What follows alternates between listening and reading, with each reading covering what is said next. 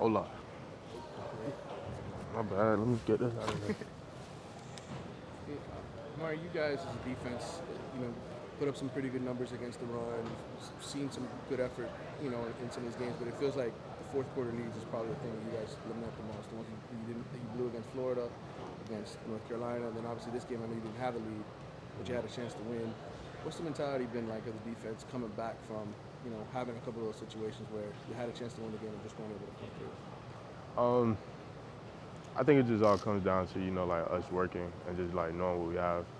Uh, like when you just look at the basics, we just have to stop one thing, they throw another thing at us, we have to stop the next thing. So it's just about like knowing what we have to do, and then in that crunch time, just being those guys that just stop the game from progressing, in a negative way for us. What's it been like having Coach Diaz back this week, and have you noticed a difference?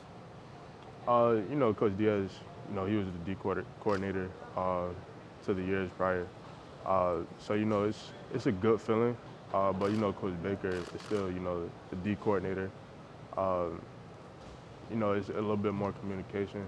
But there's no fall off. I wouldn't say with him being here or when he was more with the offense. It's pretty much the same thing. Coach Baker does a great job doing his job. So I can't knock him for anything that he's done. But Coach Baker is very capable of doing his job, and Coach Diaz is very capable of doing his job as a head coach, or if he had to step in as more on the offense side or on the defense side. So we're comfortable with whoever who's coaching us. What's the challenge facing Bryce Perkins? What the challenge Uh, it, just play defense. Really, we know he's a runner. He can throw the ball. So that's just with every quarterback. Nowadays you face that challenge of stopping the pass, stopping the run from the running back and the quarterback. So we feel like they prepared us well for it to be a short week, and we're going to go out on Friday and and give them all we got. What's an example of something that Diaz has added since being more involved with the defense? Nothing. It's everything is still the same. Uh, there's like really nothing he's added. Like I said, Coach Baker does a great job doing his job, and Coach Diaz, like when Coach Baker came, he picked up what Coach Diaz was doing as the D coordinator. So we're just running to the ball, just straining to the ball and being urgent. That's all we can do.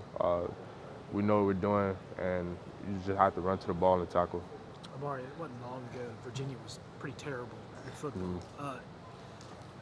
How do you guys view them as a program? I mean, now they're ranked. It seems like their defense is pretty good. Their quarterback obviously is one of the better ones in the league. How do you guys how is your view of Virginia? Uh, we understand, they're a good football team, but we face, good football teams all the time. They're not, they're not the only, good team in college football, and you know, we go to the University of Miami, so that's what we expect. We expect competition. Uh, they have a good program, and we have a good program, so we're going to go out on Friday.